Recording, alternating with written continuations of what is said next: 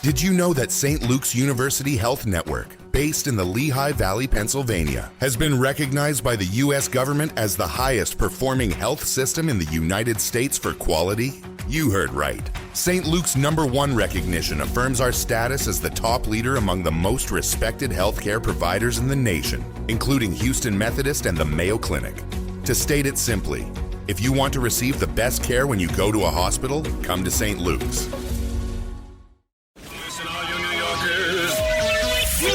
Taxi! Okay, man, we're looking around. This is the 77 WABC minicast. Jake, how do I get that man off of this show? Every week you try to start a show and he's yelling and screaming. There's going to be fighting and all this stuff.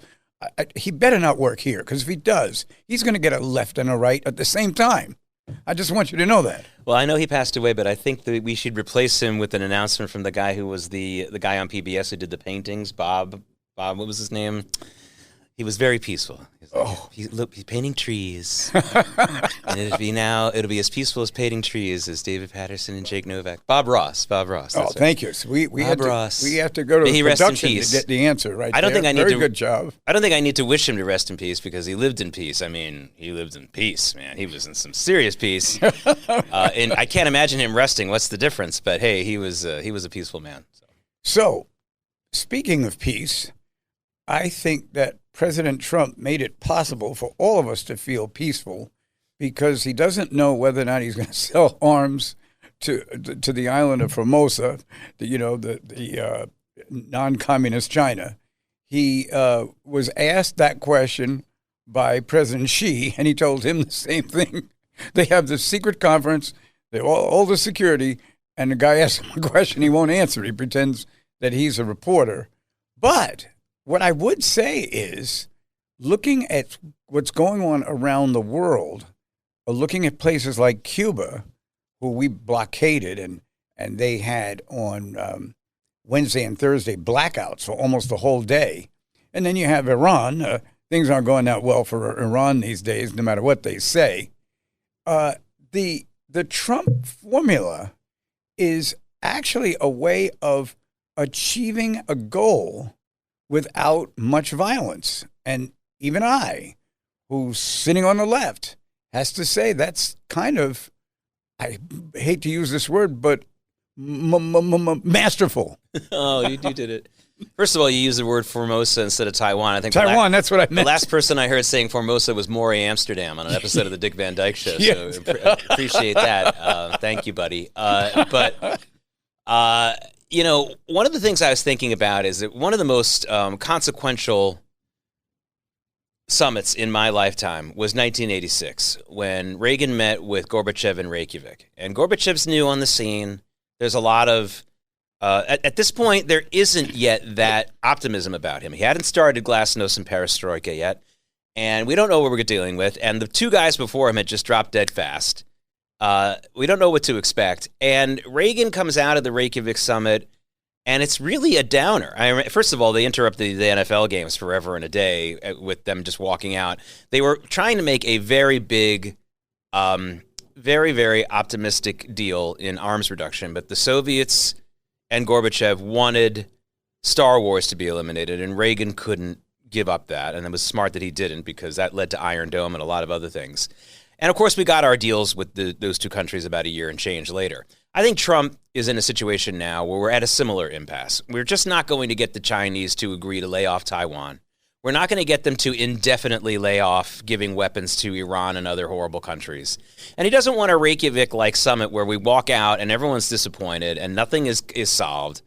And I think it's a good example. The masterful part of it was he found a way to juggle and shuffle and make it seem like there were some nice agreements, and there were some.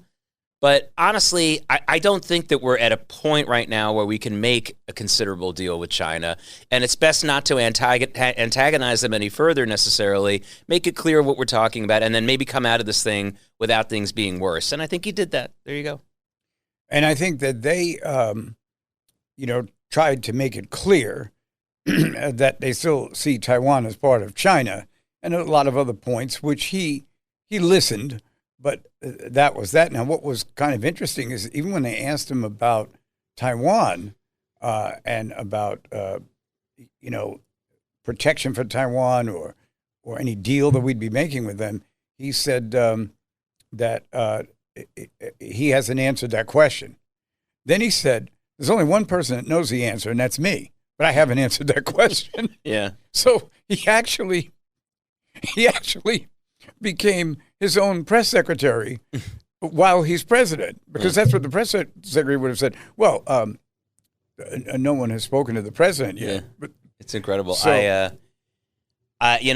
It's one of those things where we look at these types of announcements. I was humbled, and I'm very grateful when I am. I mean, it's not the actual moment when I am. I don't love it, but a few days later, I am.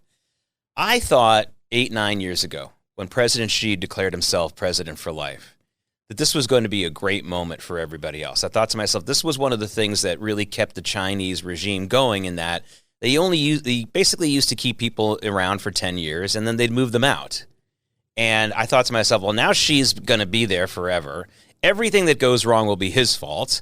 The huge target will be on his back, metaphorically. I don't mean literally. I don't think anyone's going to try to kill him. And I thought that this would make him either more reasonable, actually weaker rather than stronger. That was wrong.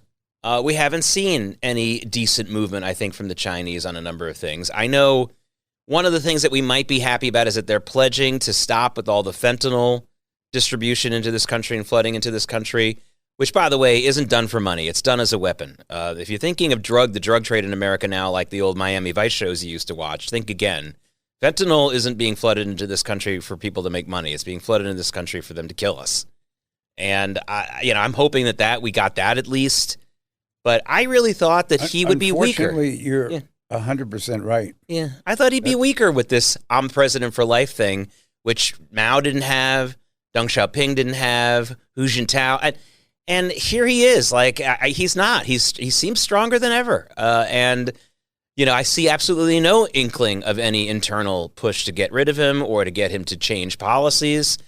And so I was totally wrong about that. And sometimes when I'm wrong, I'm happy to be wrong, and the result is better than what I had thought.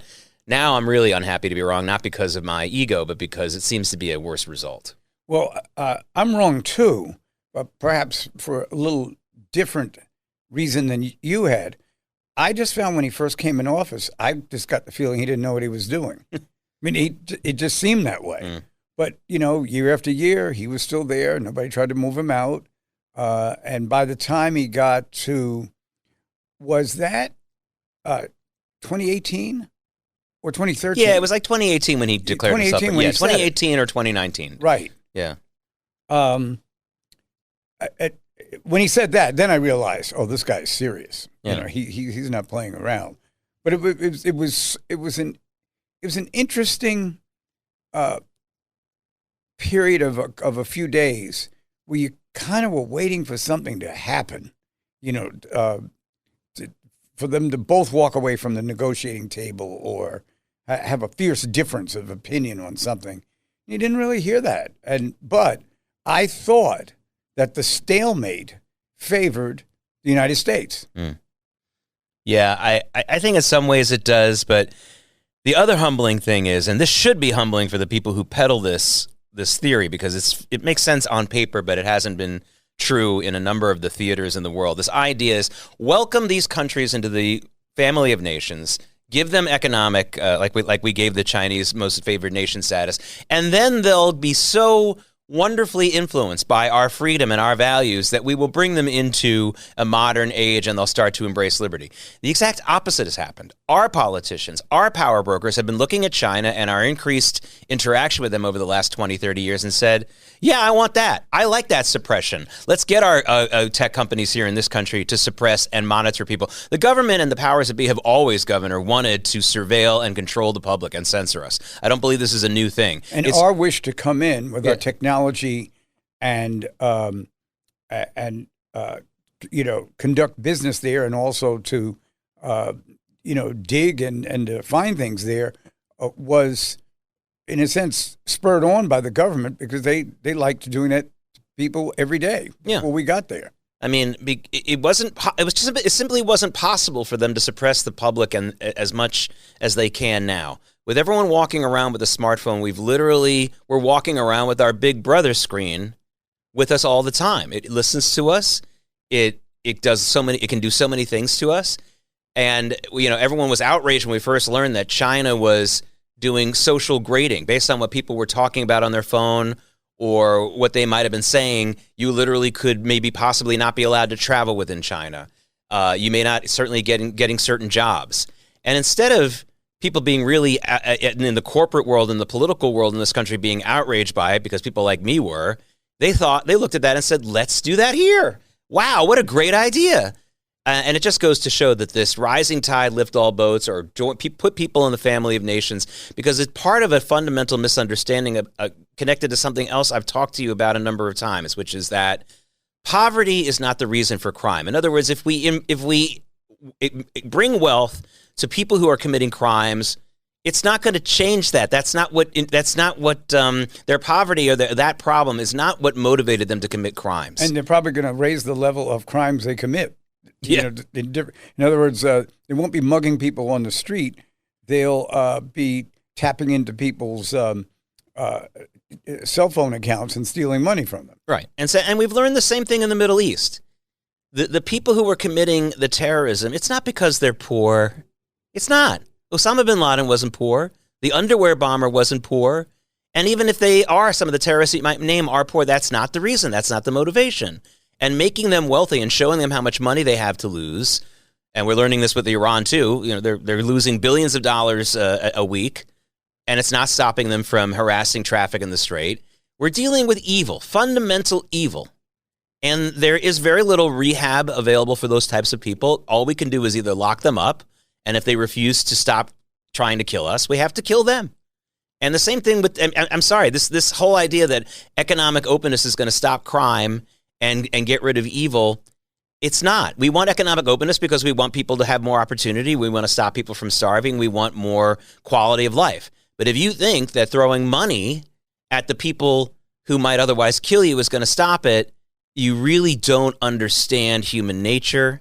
And I hope that you would take a look, maybe learn up about the mob here in this country. Protection rackets didn't stop the mob. It's what emboldened them to go further. My great-great-grandfather had a protection racket on the south side of Chicago, and within a few years, he was a big-time politician running a huge mob organization there. It didn't stop him. It only emboldened him. And he did some good things, too. We can have a whole show about him one day.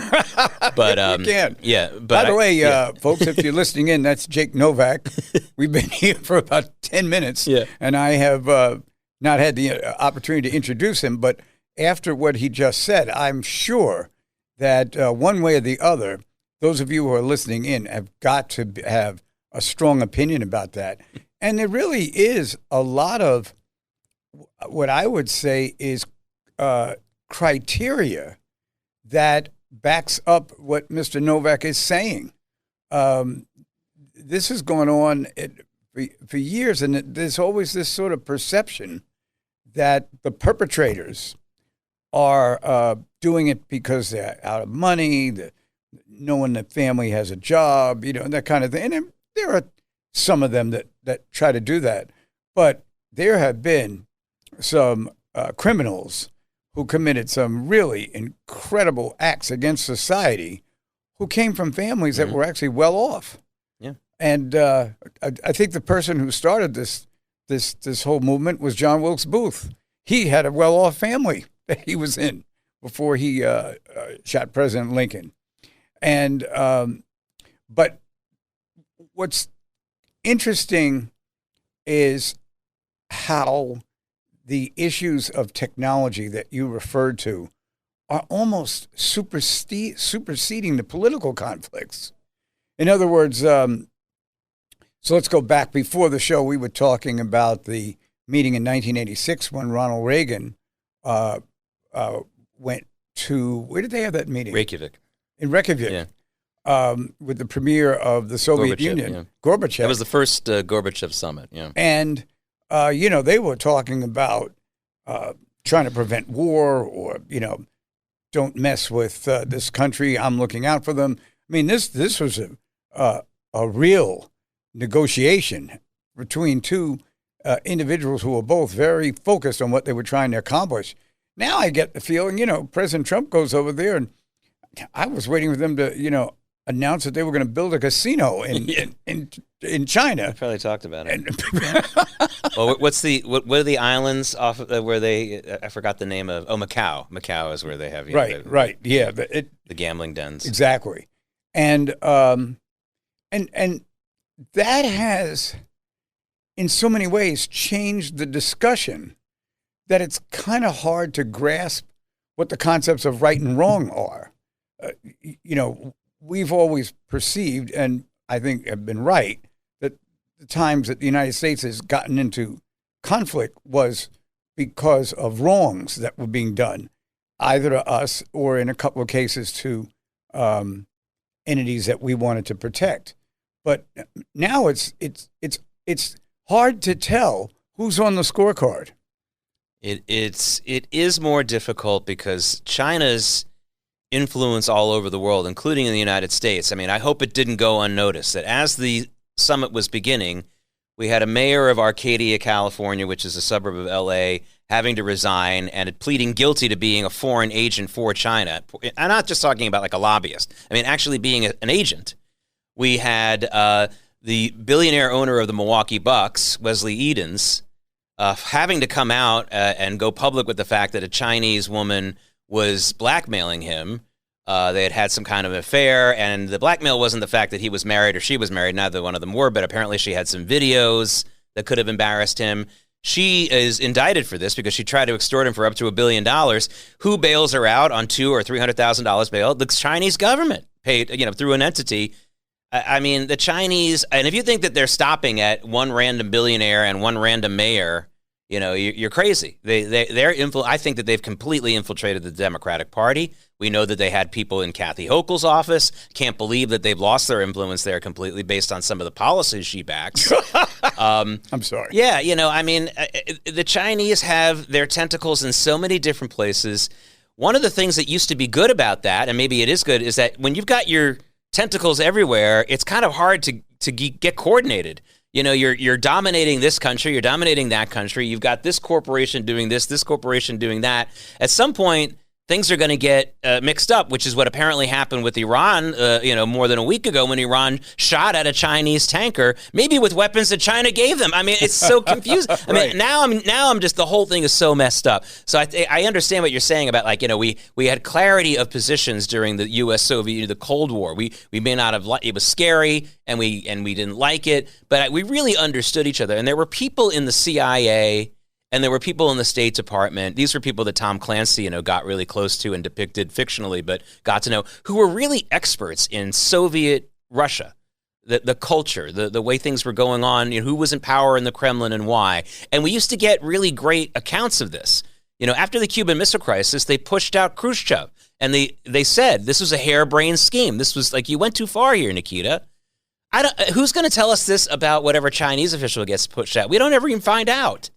And I think that it feels very much like we're just trying to find our way here. And I think the Chinese are so involved in so many things that they're also getting cluttered.